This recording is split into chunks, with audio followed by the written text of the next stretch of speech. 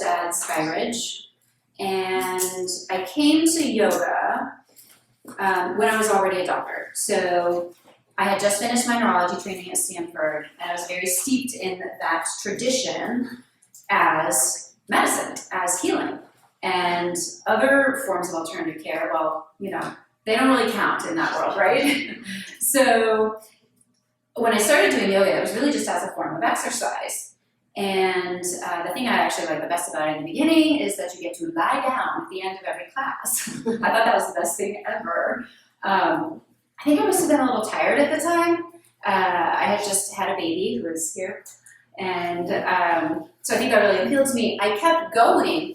And over time, I started to notice that my neck pain was better, that my headaches were better, that my anxiety was better, my insomnia was better, and a little light bulb eventually went on. And I said, wow, this is actually doing a lot of the things for me that I treat people for every day in my office, except this is all happening without medications. And so then I started coming into yoga in my doctor self, picking up little bits that kind of resonate between both worlds. Where you get convergent data, like from two different traditions, of both pointing towards the same truth, that has so much more power. And so I started, coming home, and I would look up stuff in the literature that had happened during class, and that's really where this whole body of work came from. Looking at yoga through the eyes of a doctor and picking up the things that work for both. And then what happened is I would, be seeing patients in my office, and they would say to me at the end of this visit, "Doctor, is there anything else I can do?" And I just want to say, yes, there's so much else you can do. I have exactly 2 minutes with you. I can't tell you right now. So that's why I'm doing this here today. And I thank you so much for putting up with being recorded. The whole purpose of this is so I can give this to my patients, so that when they ask me that question, I can say, yes, go to this website, download this video, here's what else you can do. So thank you so much for your indulgence with all of that. There are 3 main tools that have resonated for me as I have explored the world of yoga through the eyes of a doctor. And that is, how do we use our mind? So anybody who's ever had chronic pain knows sometimes it's worse, sometimes it's better. What's going on when we're better? How do we get there? How do we cultivate pain tolerance? So that's one question we'll be talking about today. And second, what types of movements are most effective for relieving pain? That's our second topic today. And our last topic is, how do we use our breath to heal? All right, so we'll start by talking about what we can do with our mind. We need to do a little bit of neuroanatomy. Okay, so everybody hold up your hand. I promise this won't be too much neuroanatomy. This is your brainstem here, okay? That's where all of the automatic processes in your body are, breathing, heart rate, etc. For our purposes, the important thing is your parasympathetic nervous system is here. We'll talk about that a lot today. The next structure is your limbic system, which is your thumb. Hold your thumb over. That is the part of your brain that processes pain signals and also emotion, all right? It's our limbic system here. Our cortex goes on top of that. That is the part of our brain that does higher planning, reasoning, thinking. Our higher self is here, right? So what's happening in pain is that our limbic system starts going crazy, right? We're getting a lot of pain signals, a lot of emotion around that. This guy's going crazy. Now, our cortex is normally kind of connected to these centers and can modulate those signals, but when the pain gets really, really bad, our cortex flips, goes offline, we are out of our higher selves, lost our temper, our composure, whatever, right? So what we would rather do is when this stuff goes crazy, we'd like our cortex to stay online, right? So how do we do that? There's actually a ton of data on that from functional MRI. So MRIs give us a picture of the brain, right? Functional MRI tells us how the brain is actually working. So if I go like this part of my brain would light up in a functional MRI. It would turn red because it's metabolically active. This side of the brain controls this side of the body. So we have been able, really just in the past 5 or 10 years, to see what's happening in meditation. This is a fantastic study, reviewed numerous other studies, compiled just a ton of functional MRI data, which told us something fascinating. So when we are meditating, here's what's happening. This is our insular cortex right here. It is red. It is lighting up. It is part of this, right? It's strengthening this part of the brain when we meditate. Fascinatingly, this is the thalamus right here. That's in the limbic system right here. That's receiving sensory signals. It's turning off. Do we think this would be good for pain control? Yes, we do think this would be good for pain control, to reduce your pain signals here and turn on your ability to tolerate pain. Now I know what you're all thinking, which is, but I can't meditate. And Western medicine has kind of worked with that. There is a guy named John Kabat-Zinn. He's a PhD from MIT. Went to India, learned a bunch of meditation techniques, brought them back to the United States, and repackaged it into mindfulness. He started a center in Massachusetts using mindfulness techniques to treat medical conditions. There is a ton of medical data about using MBSR to treat all kinds of things within the field of medicine. It's actually gaining some traction. There is a place here in Colorado where you can do MBSR. This is just one of the places. This is probably the biggest. I love these courses. They're fantastic. I've done them. I would encourage you all to do them. And this is one of the studies that has been done using MBSR for the treatment of neck and back pain. Short story, it works. So what they did for this study is they split patients into two groups. One group got what I do all day long, medications, physical therapy, kind of standard medical care. The other group got all of that plus MBSR.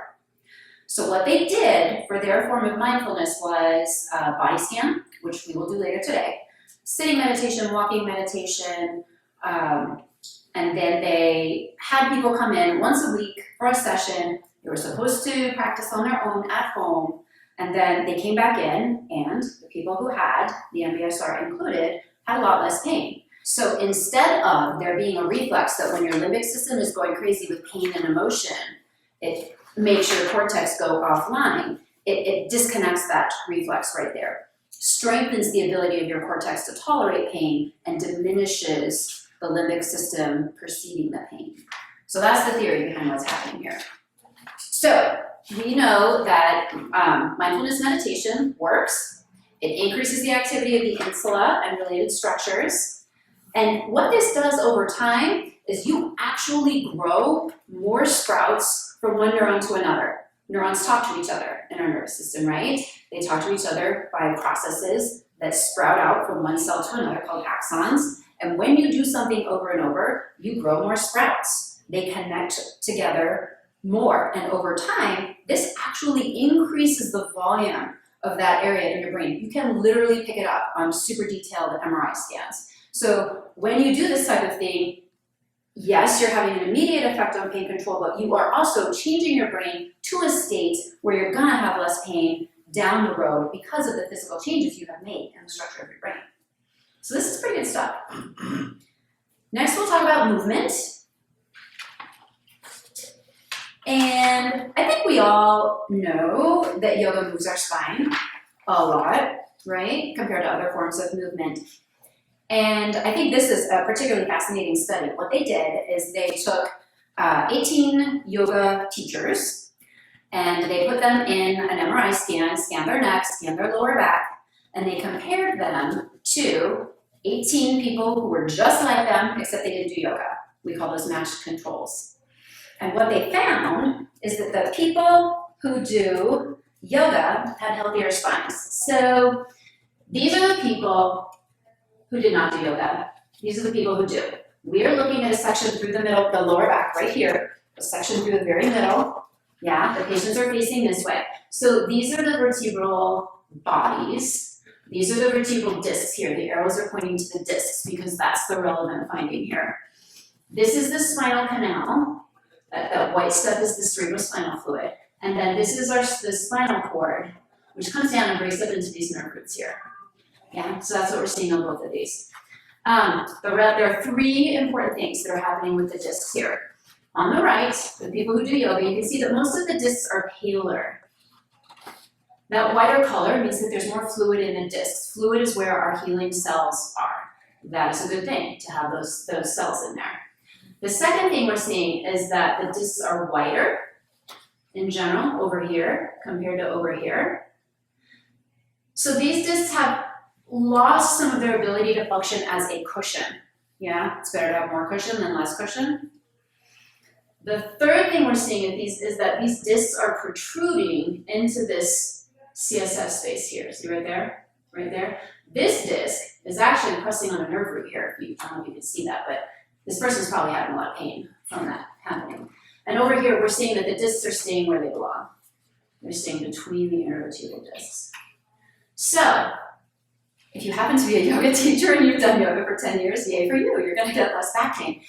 What does that tell us about using as a tool? If you start having pain now and you don't actually do yoga, is it still gonna work? And the answer is yes. This is a fascinating study because it compared yoga to physical therapy. So what they did, they took 100 people and divided them into 3 groups. They did physical therapy, the other group did yoga, and the last group they gave a book. This is actually a thing in medicine. We just give people a book and say, here, go work on your back pain. So that's kind of standard treatment. But anyway, so people came in once a week for their treatment, and they were supposed to do their yoga or their PT at home every day as well, which they did to varying degrees. And after 12 weeks, they brought people back in. And very interestingly, the people who did yoga did better than the people who did physical therapy. This is kind of, paradigm shifting for medicine, right? I mean, we prescribe physical therapy. We can't and don't really prescribe yoga. It's not covered by insurance, et cetera, et cetera. So this happened in 2005. This was pretty big. The type of yoga that they did was developed by Gary Croxo, who does a lot of yoga therapy work. He developed a type of yoga called mini yoga, which combines movement and breath. So he does, for example, a lot of this kind of stuff. Inhale, exhale, inhale. That's what they were doing with this yoga. You can actually buy his DVDs on Amazon. I sell them in my office. I have for years. And so that's really good information about how well yoga works. Why is it that movement helps you heal your discs? It's partly because of our anatomy. So this is a disc. No, this is a vertebral body. This is a disc here. And this is a giant artery. And look where it goes. It goes into the middle of the bone. Okay? And then you've got little branches that come out in the direction of the disc, but there's no blood supply in there. So your discs don't have a great way to get access to healing cells. The blood doesn't really flow in there. So how do your discs get healing nutrients? It's through movement.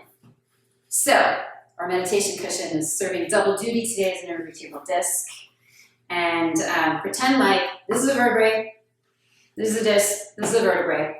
And when I move to the left, you can sort of imagine how this disc is going to be compressed on one side and opened up on the other. Yeah? So it's kind of like wringing out a sponge. Okay? When you move this way, it's going to kind of go like that. So you are simultaneously pushing out the stuff you don't need and allowing room for the healing cells to come in. So that's some of the theory about why movement works.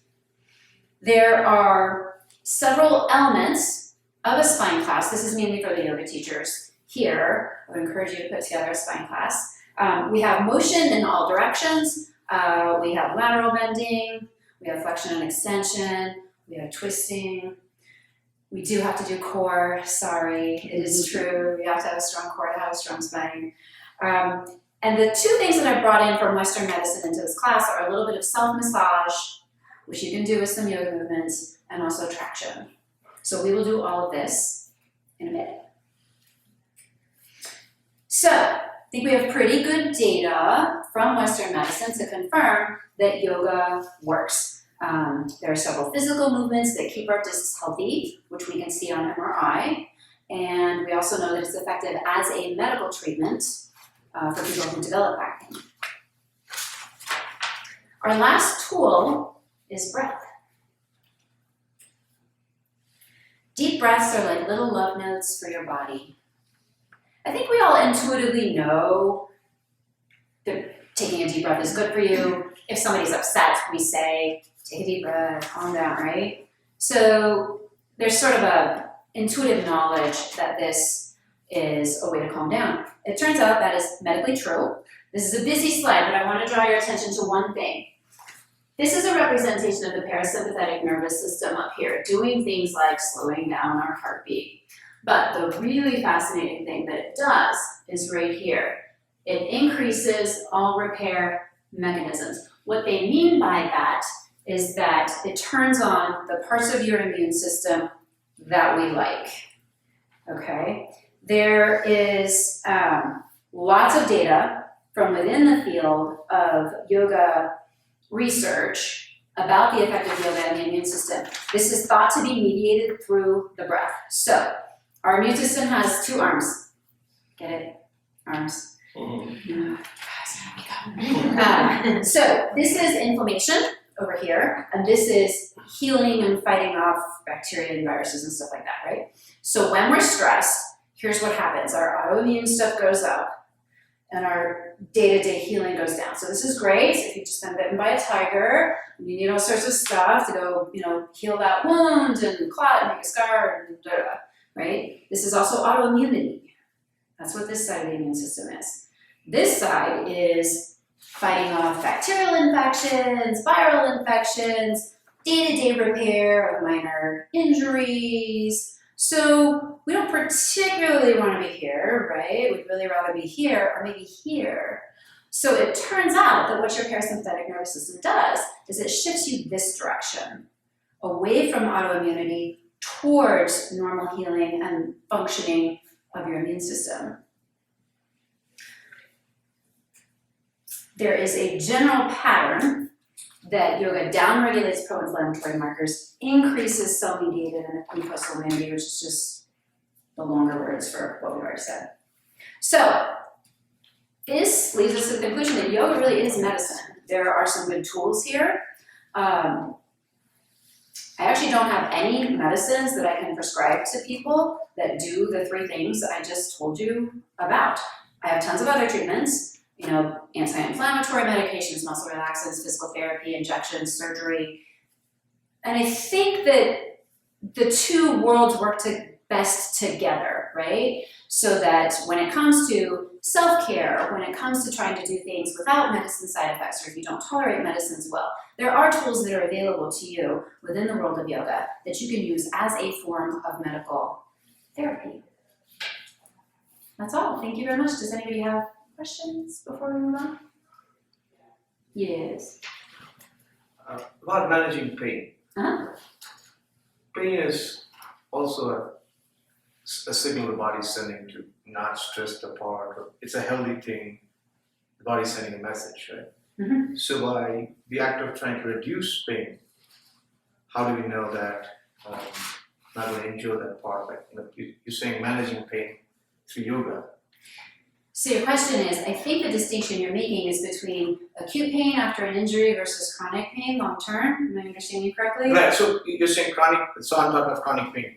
Okay. So when I have pain and I'm trying to reduce that using my neural, my brain function, am I causing that part to be, less careless about it? Oh, I see your point. So essentially, if you minimize your pain, are you going to end up damaging your body more because you've ignored the signals that your body is telling you? Yeah. I think that's a good point. Sure, it's possible.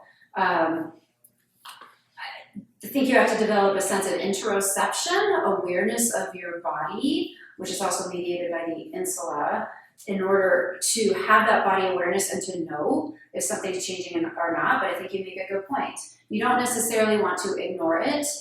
And I think the goal is more tolerance, observation, processing in a neutral way, as opposed to shutting it out, denying it, turning it off.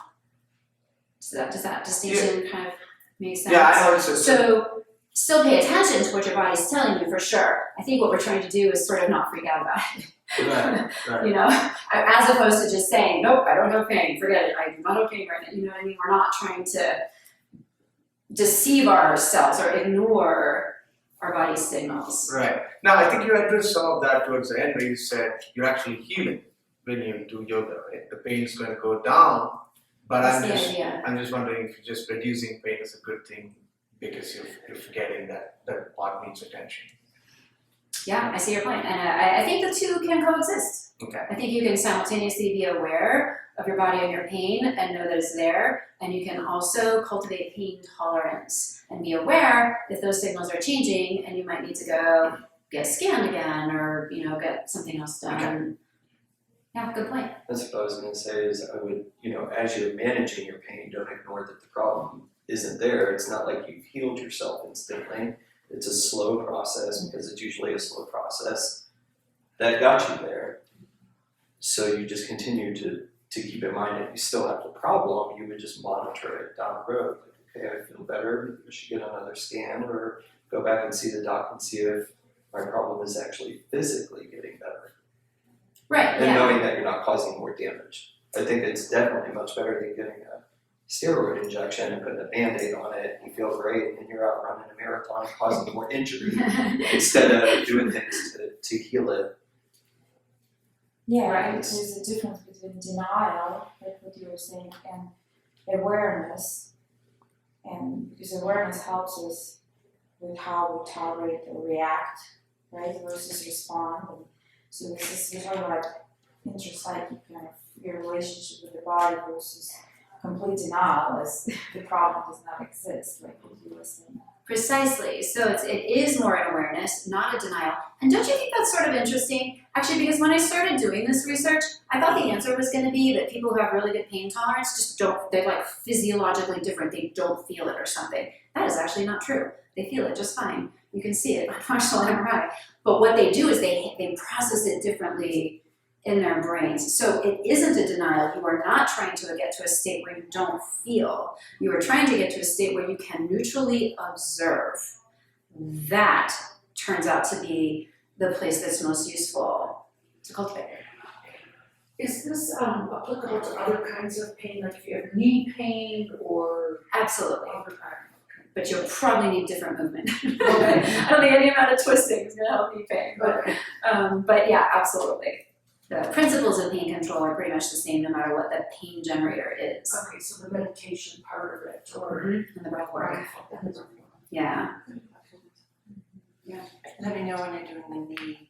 The knee workshop. Yeah, we can back it up. I'm not so good with knees, unfortunately. I do a lot of spine, but And what about this kind of yoga you were talking about, the Vinyasa. Vinaya? It's called Vini Yoga. That's what he named his yoga.